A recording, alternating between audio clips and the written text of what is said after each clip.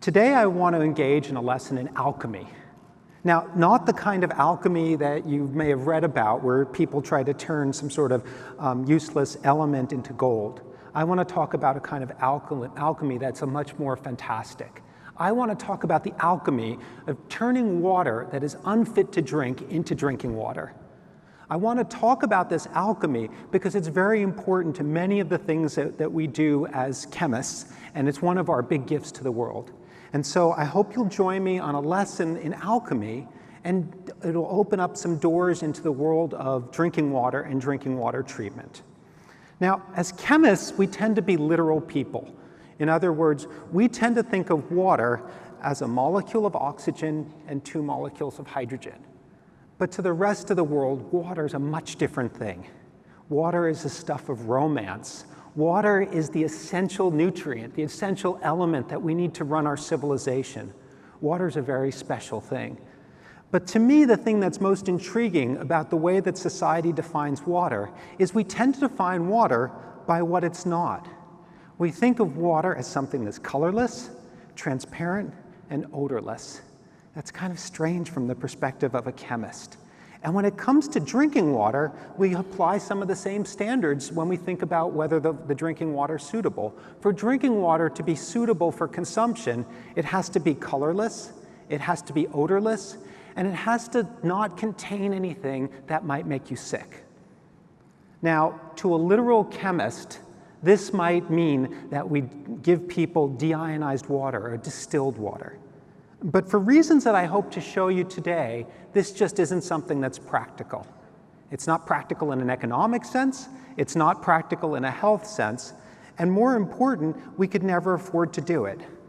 Because the water that comes into your home, the drinking water, costs about ½ penny per gallon. So it'd be hard to create distilled water for people and pipe it into their home 24 hours a day, 7 days a week for ½ penny a gallon. And when we look at that ½ penny per gallon, the majority of the cost has nothing to do with the treatment of water. 95% of that cost goes to paying the employees who work at the water utility and for maintaining the pipes. The actual cost of treating drinking water is typically something around 1/20th of a penny per gallon. That makes a real challenge for a water chemist. And so what I hope to do today is I want to share these 5 glasses of drinking water with you. Those glasses contain H2O predominantly. Sometimes we drink this water because we're thirsty. Sometimes we drink this water because we know it's going to improve our health. And when we drink this water, we drink it with confidence that there's nothing in there that's going to make us sick. But the water didn't start out that way. All water contains contaminants. Those contaminants are like footprints in the sand, telling us about where the water's been and what it's done. And the challenge of drinking water treatment is removing enough of those contaminants that the water will be healthy, tasty, and non-toxic. So today I want to share these glasses of drinking water with you. I hope you all brought some bottled water of your own because I don't have enough to share with everyone in the audience. But I'm going to drink these glasses of water. You can drink, I think it's allowed that you can drink water during the lecture. Yeah, as long as you're paying attention. You can drink those glasses of water with me, and we can experience the joys and the mystery of drinking water alchemy. I just want to recognize that these 5 glasses of water, there's a story behind each and every one of them. And I'm only going to tell you a short vignette, but recognize that there's a lot more there than just the superficial coverage that we'll talk about today. But in order to tell you this story, in order to talk about these drinking water glasses, I have to start talking the language of a chemist. So let's start. The dissociation of water, probably the simplest reaction in all of chemistry. A reaction that gets pounded into the heads of introductory chemistry students, right? H2O dissociates to a proton and hydroxide. The equilibrium constant has a special symbol, K subscript W, and of course it's 10 to the minus 14th is the value. But many students don't recognize that it's not the ratio of concentrations that we use when we use equilibrium constants, it's the activities. And so that Kw stands for the ratio of the product of the activity of the proton and the activity of hydroxide divided by the activity of water. Now, under the conditions of drinking water, low ionic strength typically, right, not a lot of salt in the drinking water, we can express the activity of the proton and hydroxide and all the solutes in the water as the product of the activity coefficient gamma times the concentration of the solute in units of moles per liter. Now, under the conditions that we find in drinking water, these low ionic strength conditions, gamma is typically between 0.95 and 1, and we often ignore it. But what most people don't pick up in their introductory class, or often just kind of like let gloss by them, is that there's also an activity of water and an activity coefficient for water. And this other activity coefficient for water, lambda H2O, is typically 1 under the conditions of drinking water. And more importantly, the way we express the concentration of water in water is with the mole fraction convention. And the mole fraction of water in water is practically 1. This is a really robust assumption when we think about it. When we look at these 5 glasses of drinking water here, we can calculate the mole fraction of water in there, and for all 5 glasses, it's greater than 0.9998. So water is almost all water on a mole fraction basis. But it's this other stuff in this water, this summation of n sub I, all of the impurities that make all the difference in whether water's safe, healthy, and non-toxic. So let's take a look at some of those impurities to try to understand more about drinking water. Now, the main impurity that we find in water is salt. If we try to create sea salt in the traditional way, and the traditional way of making sea salt is to take a little bit of seawater and bring it into a dike and let it sit in the sun and let the water evaporate away. And after all the water evaporates away, we typically have about 35 grams of seawater, of sea salt. And that sea salt, as anyone who's been to the beach knows, primarily consists of sodium and chloride, but it contains trace impurities and many other elements.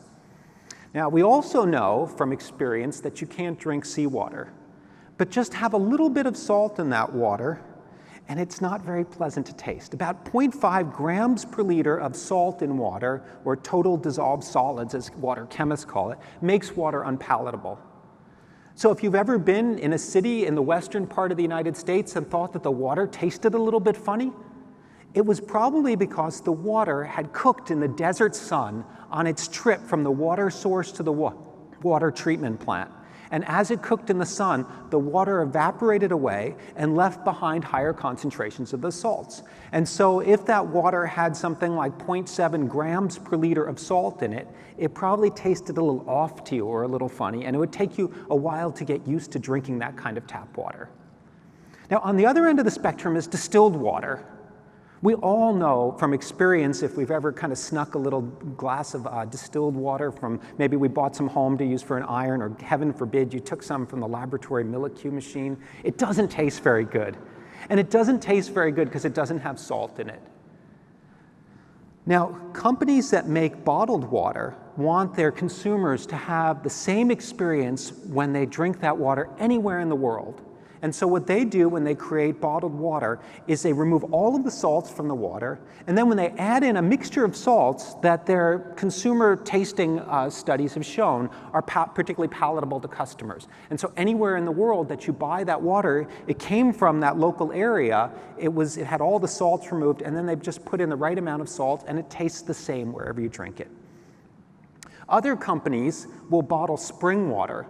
They'll go to places that are beautiful, where the public's already decided that the water tastes good, and they'll put it in a bottle and they'll market that spring as an example of where the water is. And anywhere in that range, the water is healthy and tasty and hopefully non-toxic. So if you go to any city in North America that's not in like the Southwest or somewhere really dry, the concentration of salt in water is somewhere around 0.05 to 0.5 grams per liter of salt, and it tastes fine to you, and it's healthy to you.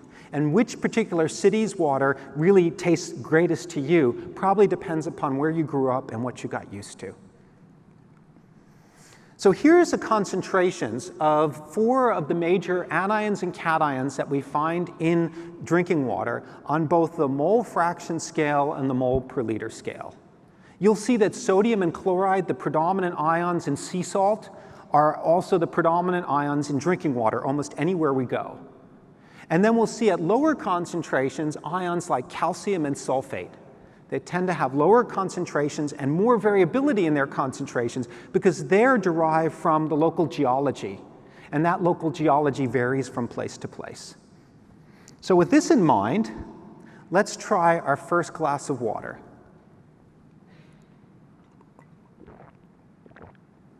This glass of water comes from Tampa, Florida. Tampa, Florida gets over 1 meter per year of rainfall. Should be enough water to provide all those folks with water, but over time, Tampa has grown. And now the Tampa Bay metropolitan area has more than 3 million people. And all they have to rely upon is the local groundwater and local rivers, and it's just not enough. So in 2007, Tampa built a seawater desalination plant. They spent over $100 million on the plant, and the plant produces about 25 million gallons per day, or 100 million liters per day, of drinking water from the sea. This means that Tampa doesn't have to worry in the future about having an adequate water supply, because essentially there's an infinite supply of seawater out there. They just have to build more desalination plants if they ever get desperate. But the desalination plant in Tampa is only the end of the story. It's a story that began over 2,500 years earlier. You see, ancient mariners recognized that if you boiled seawater and collected the steam on a sponge, what you collected was fresh water. And that idea of distillation of seawater to collect fresh water wasn't very practical for people living in cities, but it sparked an idea. And during the Industrial Revolution, as we figured out metallurgy, we figured out how to build pressure devices, we learned more about the properties of water, it became possible to desalinate seawater. But it was still energy intensive and expensive. So the only people that used seawater distillation as a way of creating a water supply were folks that had a lot of stuff to burn. And so if you were the sugar plantations in the Caribbean or an oil-producing country in the Middle East, you could build a seawater distillation plant and create drinking water. But for the rest of the world, it was just too high a price to pay in terms of energy. But in 1961, President John F. Kennedy prioritized an investment in an obscure US government agency called the Office of Saline Waters. And at its peak, the Office of Saline Waters was spending over $150 million per year in current dollars on a research program to realize John F. Kennedy's dream of turning seawater into drinking water. And the interesting thing about the Office of Saline Waters and the work that it started is it took ideas from the laboratory to the pilot scale to the point where today we're starting to realize the dividends of those investments with a mature seawater desalination industry. And the main workhorse of the seawater desalination industry, the one in which modern seawater desalination plants are built with, is the reverse osmosis membrane. Now, all of you who have had chemistry as students know the principle of osmosis. So let me first explain osmosis, and then we'll think about reverse osmosis. So osmosis, as you know, is the process where water diffuses from an area of low salt concentration to one of high salt concentration to equalize the osmotic pressure. Reverse osmosis obviously just reverses that process by applying pressure to the salty side of the membrane, pushing water molecules, overcoming the osmotic pressure, and then adding some, and forcing water molecules through the membrane onto the other side. And that's the basis of the seawater reverse osmosis systems that researchers working with the Office of Saline Waters funding created at UCLA in the 1960s. Now, in the early days, the reverse osmosis membranes that we'd created were not very practical. It took about as much energy to desalinate water with these membranes as it did the old-fashioned distillation way. But over time, as we figured out technologies like pressure recovery and creating better materials and better process engineering, we were able to reduce the energy efficiency of the seawater desalination process. In fact, over the last 40 years, the energy required to desalinate seawater has decreased by a factor of 5. And as a result of that decrease, we're now approaching a point where desalination of seawater is almost at the theoretical minimum energy level. This means that we're not going to get much better in terms of the energy efficiency of seawater desalination, but there are ways in which we can make the desalination process more practical and cost-effective. And that involves thinking about the membrane itself and making sure that we can push more water through a membrane of the same size, and we don't have to take those membranes out of service for cleaning as often. This figure here just gives you a glimpse into the way in which chemists are trying to understand the reverse osmosis process and make better membranes. This is a molecular simulation of a polyamide reverse osmosis membrane. In the upper area, you can see red water molecules on the salty side of the membrane. In the lower area, you can see red water molecules after they pass through the membrane. And in the middle, the blue and the green and the red, that's the membrane structure itself. And what we're learning as we study and simulate these membranes is that there are these areas where benzene rings from the copolymerization process align to create zones where water diffuses more quickly. And these fast lanes that allow water to diffuse through the membrane are the key to the reverse osmosis membrane. And so if we can figure out ways to make these membranes more efficient by creating more of these water channels or fast lanes, we can make membranes of smaller sizes that can desalinate larger amounts of water. And if we can make smaller membranes, we have lower capital costs, and we make the overall desalination process less expensive. Now, the second glass of water that I want to share with you comes from El Paso, Texas. We have someone here from El Paso? Oh, good. So in the early days, El Paso was a small town on the border, and it got its water from the Rio Grande River and from local groundwater aquifers. And then over time, the city built a few reservoirs. But now that the city is over 1 million people, and it's on the other side of the border from a much larger city on the Mexican side, it's running out of a water supply. And so about 10 years ago, El Paso did something that I think is really important. They started exploiting brackish groundwater that underlays their city. And now El Paso gets about 5% of its drinking water from a groundwater aquifer that was formerly thought to be completely undrinkable. Oh, that's good stuff. You don't expect me to finish all of them, do you? Oh my goodness. Right, you're wondering, does he have to go to the bathroom before the lecture ends? This is a picture of the reverse osmosis membranes at the El Paso groundwater desalting facility. And they're taking brackish groundwater, and brackish groundwater is defined by the US Geological Survey as water that contains between 1 and 10 grams per liter of dissolved salts. So too salty to drink, but at least a third of the salt concentration of seawater, so something that we can desalinate. And what's really interesting about brackish water is that the United States is underlain by vast reserves of brackish groundwater. This brackish groundwater, you could think about it as fossilized groundwater. The same way in which we mine petroleum deposits under the Earth's surface, we can mine this brackish groundwater. So the reason that the brackish groundwater is so salty is that when this water goes underground and spends hundreds or thousands of years equilibrating with the native rocks, those rocks dissolve. And when those minerals dissolve, concentrations of salts increase. And so you can see that Arizona, Texas, and Florida are underlain with reserves that mainly consist of sodium and chloride, probably from the dissolution of halite or sea salt that got trapped under the earth during a geologic process. The center of the country has large reserves of groundwater that consist mainly of calcium and sulfate. Calcium and sulfate probably came from the dissolution of things like gypsum, calcium sulfate, calcite, calcium carbonate, and barite, barium sulfate. When those three minerals equilibrate with water over long periods of time, you get high concentrations of calcium and sulfate.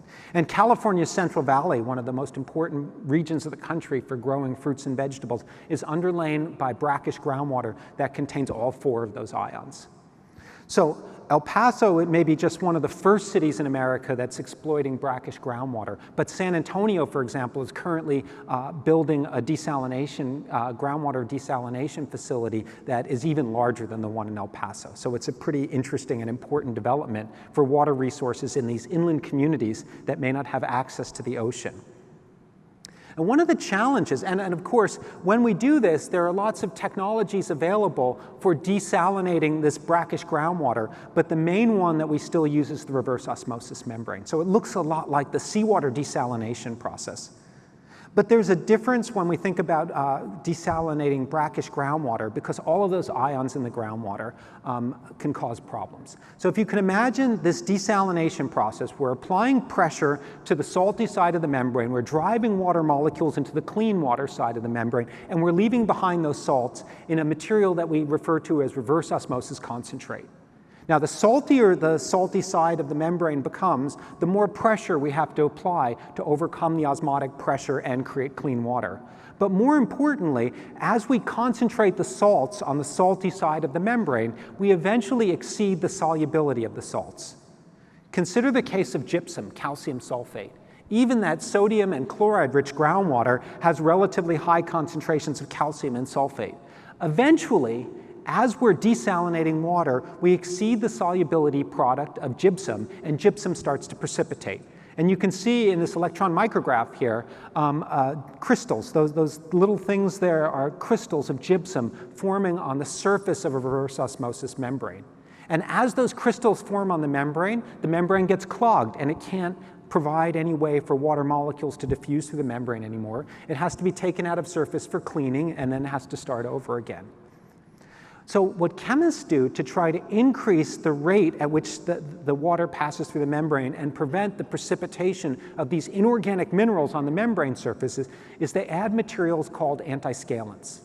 And the world of antiscalants is still a little bit elusive and mysterious to us, even after all these years of using them. But the general idea is that the antiscalants form complexes on the surfaces of the precipitating minerals, and that slows down the rate at which the crystals grow or forces them to disperse back into solution where they can precipitate in a suspension and not on the membrane surface. And so in the future, as brackish water desalination becomes more common and more important, it's hopeful that we will be able to develop new kinds of antiscalants that can more effectively cause this slowing down of the precipitation process to occur and allow us to recover more of the water during the desalination process and leave the membranes in service for a longer period of time. Now, it shouldn't surprise us that when we think about salts, it's things like calcium and sulfur and oxygen and carbon and iron that cause all the problems, because they're the elements that occur at the highest concentrations in the Earth's crust. This figure shows you on a logarithmic scale the concentrations or the crustal abundances of different elements on the Earth's crust. And you can see that the elements that have low atomic numbers near the top of the periodic table are the most common elements that we find in the Earth's crust. And as you go further down the periodic table, the concentrations of elements or the abundance of elements has become less common. And so we probably shouldn't worry too much about these elements, but there's a problem. The elements further down in the periodic table are never really there at high concentrations, and so biological organisms never really developed resistance to them. And so when we encounter these rare trace elements, we often have adverse effects. They can be toxic to us. For example, arsenate can be a surrogate or can act just like phosphate in the body, and we accidentally take it up and it interferes with the way in which we use phosphate in metabolic processes. So among these many elements that are there at lower concentrations in the Earth's crust, 3 of them, arsenic, chromium, and lead, are particularly problematic in drinking water. So let's think a little bit about arsenic, chromium, and lead. Their concentrations in drinking water tend to be about 1,000 times lower than things like sodium and chloride and calcium and sulfate. Sometimes they end up in our drinking water because they're geogenic elements, or they're naturally occurring in groundwater systems. So if we think about things like arsenic and chromium, they tend to occur in minerals, and when minerals sit in contact with water underground for long periods, eventually they'll dissolve. Luckily for us, the solubility of arsenic oxides and chromium oxides are much lower than those of things like calcium and sodium. And so the concentrations tend to be lower. And so when we put pumps into our groundwater wells and extract groundwater from deep within the earth, we often expose people to these geogenic elements. Now, all three of these elements are also important to us industrially. We tend to use them for different consumer products, and as a result of mining, manufacturing, and use of these materials, they find their way into drinking water. So if I were going to talk to you about drinking water in the year 2017, I would be really remiss if I didn't say something specifically about lead, because lead is on our minds. Lead is a really interesting element. Lead has always been an important part of drinking water. In fact, the word plumber comes from the Latin word for lead. And that's because lead and drinking water have been intertwined for thousands of years. The melting point of lead is just a little over 200 degrees centigrade. And so when the ancient Romans found deposits of lead, they found that they could melt the lead and form it into pipes. So this picture here is a picture of a lead pipe in the city of Bath in England. And it's still there after all these years. So the Romans used lead pipes, and people up through the Industrial Revolution used lead pipes. And even when we figured out how to make pipes out of things like copper or iron or cement, we still used lead for things like solder and fittings in our plumbing. And so lead has been an intricate part of our water supply systems for many, many years. Now you're probably asking yourself, if lead is such a common thing in pipes, have we been poisoning ourselves with lead for these last 2,500 years by using lead pipes to send water around? Well, the answer to that question depends upon some redox chemistry. Let's think about the reduction and oxidation chemistry of lead. Now, a lead pipe, you know, the lead pipe that used to use in glue to hit Colonel Mustard on the head or something like that, that lead pipe is lead zero, right? It's elemental lead, PB0. But as soon as we put some water and oxygen into the lead, the surface of the lead undergoes an oxidation process to form divalent lead, and that will form a lead oxide. And the dissolution of that lead oxide controls the concentration of lead in the drinking water. So you just need the equilibrium constant, and you can calculate how much lead would be in your drinking water. But that's not always the case. For example, the ancient Romans lived in a part of the world where there are high concentrations of calcium carbonate in the local geology. And so their drinking water had relatively high concentrations of carbonate. And when there's high concentrations of carbonate, the lead precipitates on the surface as a lead-2 carbonate salt.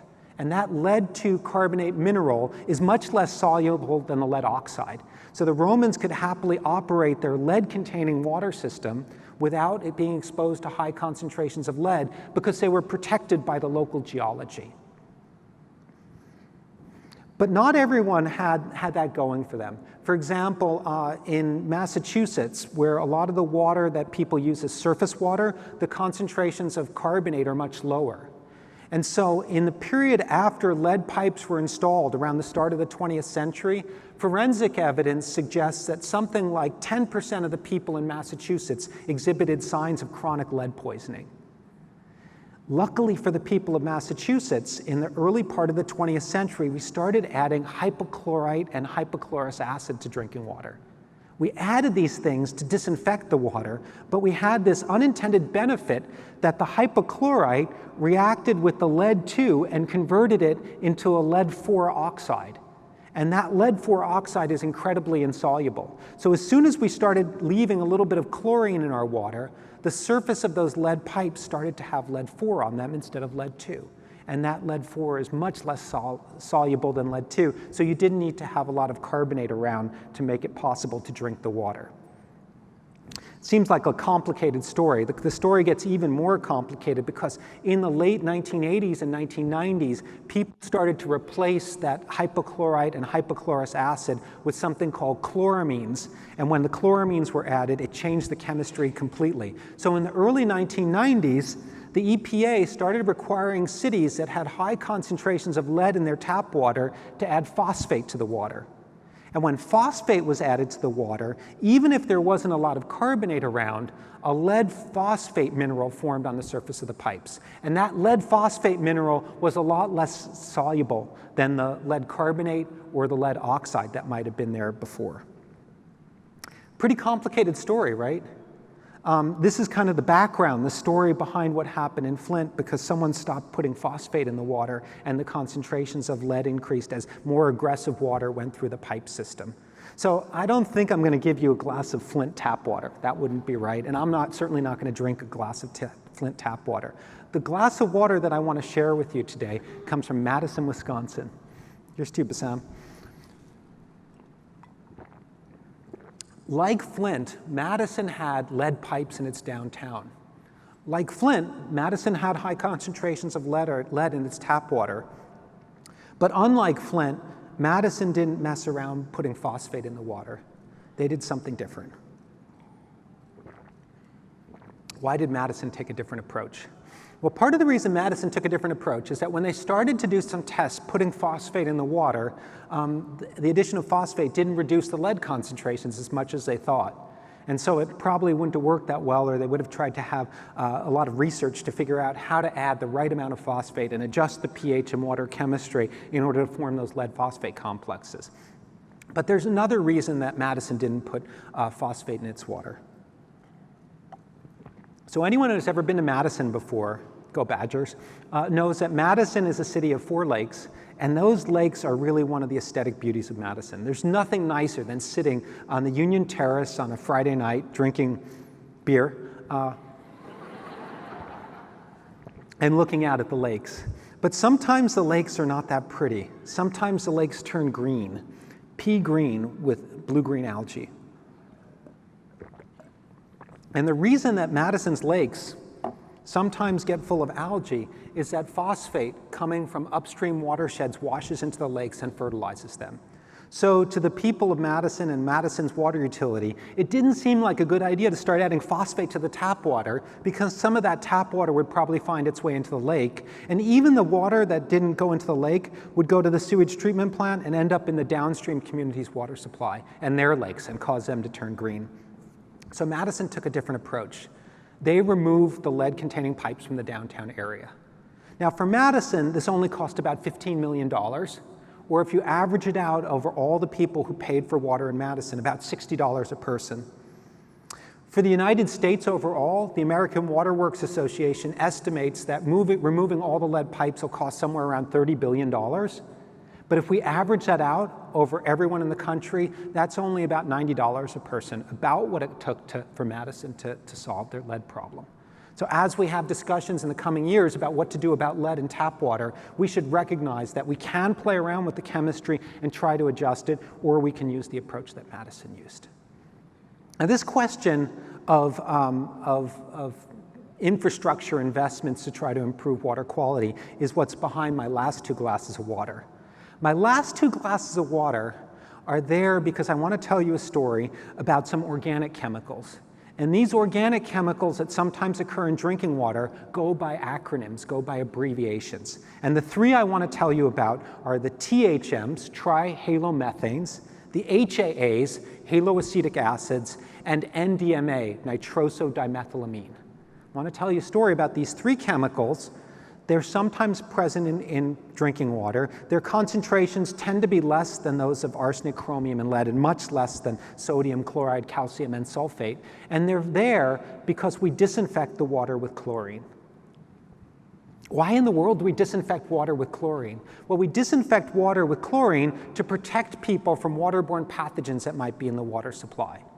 This figure shows you one of the miracles of the 20th century that is there, thanks to the good work of chemists and engineers who worked on the chlorine disinfection process. So what you see in this figure is the incidence of typhoid fever in Baltimore in number of people per 100,000 before and after chlorine disinfection was started in the city of Baltimore's drinking water treatment plants. And you can see within about 10 years after the initiation of chlorination or disinfection of drinking water, typhoid fever became a memory of the past.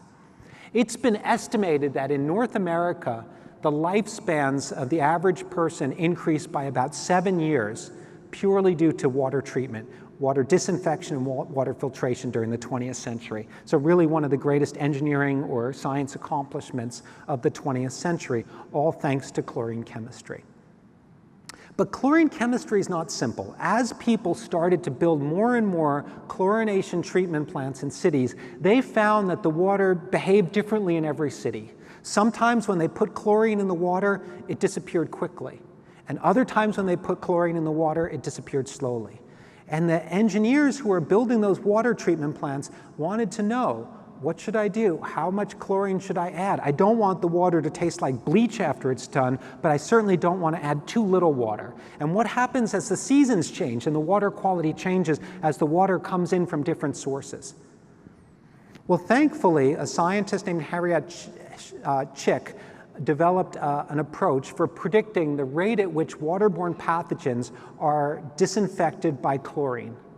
What Chick did is that she applied the ideas that only a chemist could come up with. She treated the disinfection of water like a second-order reaction, where the chlorine or hypochlorous acid reacted with the waterborne pathogen to disinfect it. If you want, as a chemist, you can think about this as the chlorine undergoing an electrophilic substitution reaction with a thiol that's important for membrane transport on some sort of bacterium.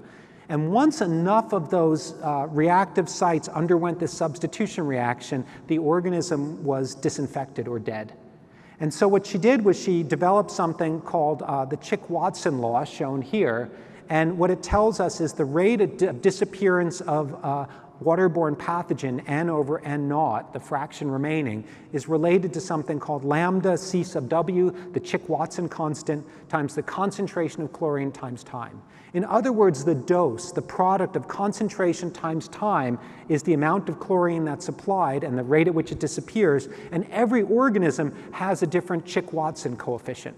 And so once you know those Chick-Watson coefficients, all you have to do is understand how quickly the chlorine disappears. So this hypothetical figure shows you chlorine disappearing from water by a first-order decay, and that's commonly seen in many drinking water systems. After about an hour, something like 95% of the chlorine that we added to the water has disappeared, and only a little bit residual remains. And that little bit of residual goes out, it keeps the pipes, the lead and the lead form, and any bacteria that happen to sneak into the pipe network gets inactivated as well. But that disappearance of chlorine, is a chemical reaction. And the chemical reaction typically involves chlorine not just reacting with the microbes, but reacting with some material that chemists refer to as natural organic matter. And this natural organic matter is a polymeric substance that results from the decay of algae and plants that are in the watershed surrounding the water source. And after 30 years of studying this natural organic matter, we still don't know entirely what it consists of, but we do know that it has electron-rich functional groups, like amines and phenolic groups. And those amines and phenolic groups react with the chlorine. And a small fraction of those reactions result in the formation of low molecular weight halogenated compounds like chloroform, a trihalomethane. And so when we disinfect water with chlorine, the chlorine decays away and the disinfection byproduct, stuff like chloroform, forms in the water. And so drinking water treatment is a balance between adding enough chlorine to disinfect the water, but not adding so much that you form levels of disinfection byproducts that are toxic. And these disinfection byproducts have been correlated with things like bladder cancer and spontaneous abortions and other kinds of health problems. So it's important to get this balance right. So with that in mind, my fourth glass of water comes from the little town of Salina, Ohio, kind of on the border between Ohio and Indiana. Now, like Madison, Salina is located on a lake. It's a pretty place. And like Madison, Salina struggles with algae blooms in their lake. But unlike Madison, Salina uses that lake as their drinking water supply. And Salina had a struggle a few years ago because they couldn't find a balance between the right amount of chlorine dose and not forming too many trihalomethanes or disinfection byproducts. So Salina's approach was to use activated carbon to remove the natural organic matter from the water before the disinfection process. Now, activated carbon is charcoal that's treated with acid before it's pyrolyzed. And when that happens, the charcoal develops a high structure of pores, and those pores absorb the natural organic matter very efficiently. And so with that activated carbon, they were able to remove enough of the natural organic matter that when they disinfected the water, they were still able to kill the pathogens, but they didn't form so many disinfection byproducts that the water was toxic to drink. Now, maybe you've had that experience with one of those filters in your refrigerator for filtering water to make it taste good, but doing that at the scale of an entire city is a complicated engineering endeavor. But even doing that at the scale of the city and replacing all the carbon and building the infrastructure only increased the price of water in Salina by about 0.05 cents per gallon.